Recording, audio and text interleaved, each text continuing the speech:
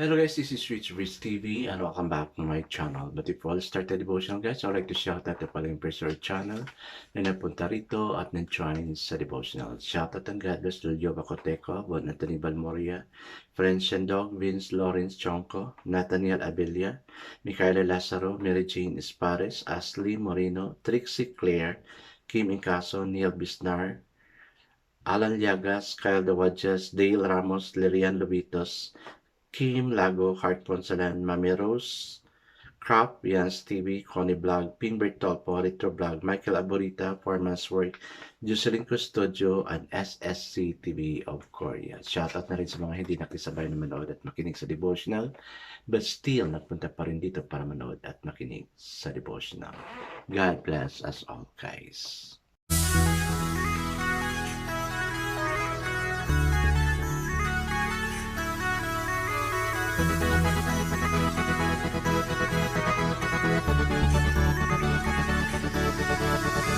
Rich TV, where you heard it, number one is on the top. Good advice is they'll never stop. Rich TV, where you heard it, number one is on the top. Good advice is they'll never stop. Hello guys, good evening. Guys, because it's Sunday, no, pupunta na naman tayo sa Psalm. Napansin niyo ba, no? Pag weekdays, we focus on one book. Nasa ano pa tayo, Genesis, no? But because it's Sunday today, we have to go to Psalm, no? Pinaiba talaga yung Psalm. Okay, I'll be reading in the book of Psalm, the whole chapter. There are only 9 verses in it. And still guys, no, I'm using the devotional study Bible because the words used is so simplified na maintindihan talaga natin. What I'm reading is for the director of music, a psalm of David. So Psalms chapter 20 verse 1 to 9 says, May the Lord answer you when you are in distress. May the name of God of Jacob protect you. May he send you help from sanctuary and grant you support from Zion. May He remember all your sacrifices and accept your burnt offering. May He give you the desires of your heart and make all your plans succeed. Amen. Let's claim that verse 4 guys, no? Ulitin ko. May He give you the desires of your heart and make all your plans succeed. Wow, ang ganda ng verse na yan. Okay, let's continue. We will shout for joy when you are victorious and will lift up our banner in the name of our God. May the Lord grant all your requests. Now I know that the Lord saves His anointed. He answers him from His holy heaven with the saving power of His right hand. Some trust in chariot and some in horses, but we trust in the name of the Lord our God. They are brought to their knees and fall, but we rise up and stand firm. O Lord, save the King. Answer us when we call. Amen and amen. Oh yes, let's not pray. Father God, in that verse, 9 verses na binasa namin, ang daming promise, O Lord God, na dapat namin kunin doon. Yung verse 4, O God, na you're going to give us a desire of our heart that our joy may be complete. Yes, Lord, sometimes we fall, we trust on what we think we have, and yet we fall. Sabi nga dito, some boast in chariots, some boast in horses, but we will boast in the name of the Lord. Lord, wala kaming magawa. Money is nothing, material thing is nothing, but we are asking this to you in order for us to be comforted, and because we need it also. Lord, we pray na ikaw din ka ng manguna sa amin, O God, to give us a heart desiring of you always, O Lord God. Lord, I pray for those who are here na ikaw din ka ng pupuno sa heart namin, na yung i-desire namin is lagi na galing sa iyo, O God. Everything comes from you, God.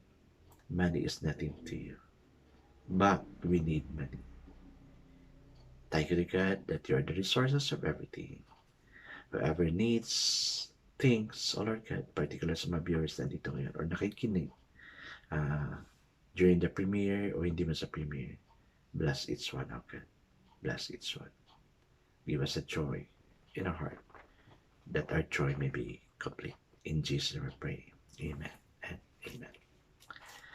The focus verse we have for this evening, guys, is found in Psalms chapter 20, verse 7. It says, "Some trust in chariots and some in horses, but we trust in the name of the Lord our God." Yes, sa kanya tayo mag-trust because He is the only powerful God among other gods. So the title of our devotion for this evening, guys, is Trust in the Name of the Lord. When the COVID-19 pandemic began, Ara, a public school teacher in Metro Manila, struggled with the demands of online teaching. Ito din yung struggle ko noon. No? Okay. "I couldn't afford fast Wi-Fi," she says. "I also couldn't afford a new laptop. I have to make I have to make do with my old one. And when parents of students complain about choppy connection, I felt so helpless." Yes, I experienced that one as a public school teacher did. No? Anna told the Lord she wanted to teach her students well, "But you have to help me, Father," she prayed. "My resources are meager to be a good online teacher. I can't put my trust in gadget. I choose to trust you." Amen. David, as king of Israel, had formidable weapons and resources at his disposal, but he knew that although God may use the things of this world to help us, our true security isn't found in them. It's found in trusting the name of God, His character and His promises to us. It's trusting that He will be to us who He says He is. When we trust Him, He helps us to rise up and stand firm. In verse 8. Throughout the pandemic, God gave Ara a steady Wi-Fi connection and the wisdom to explain to parents when they complain about glitches during classes. The things of this world will eventually fail, she says today, but God's help will never fail. Always seek Him first and ask Him that He wants you to do what He wants you to do. Then trust that He will help you. Amen. And amen. Yeah, this is really my struggle during the pandemic. Parang kami ng problema ni Ara. Yung laptop ko, old-moded, no, wala akong Wi-Fi. But praise God, during that pandemic, no, I never offered a Wi-Fi for free. Hindi free yun. Nagbabayad lang ako ng 500 pesos per month. O, di ba? Nakakatipid na ako. Then, I'm not that, yung sa talaga, sa tiki. So, I don't know how to manipulate computer, lalo na yung paano pasok sa, yan. Basta, mag-lecture ako na sa na lang, sa TV. But later on, no, nung tinuruan ako, yun, this TV also started. So, malaking blessing talaga. No? Iba talaga yung mag-trust tayo kay Lord kasi we give our dependence to God.